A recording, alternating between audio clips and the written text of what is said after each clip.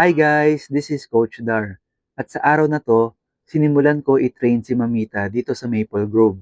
Tara, samahan nyo kami. Siyempre, huwag niyong kalimutan mag-dynamic warm-up bago nyo simulan ang main workout nyo. At ngayon, 5 a.m. na at sinimulan muna namin ni Mamita ang walking exercise. Naka-goal set kami ng 1 hour. Kung mapasarap pa, edi tuloy lang namin ang lakas kaya ni Mamita. At heto na nga at naka 1 hour and 33 minutes walking kami ni Mamita at naka 5 kilometer din. Lakas ni Mamita, di ba? Sino bang mag-aakala na 68 na itong Mamita namin?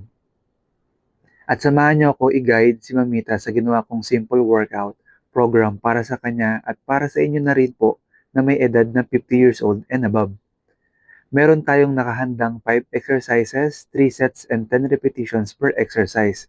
Simulan natin.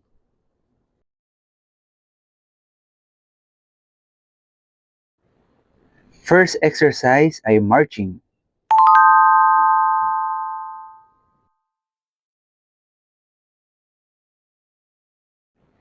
Exercise number 2, side leg lifts.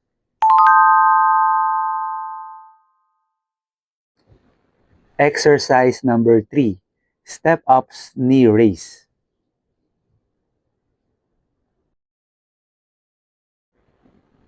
Exercise number 4, single leg balance. Hold still.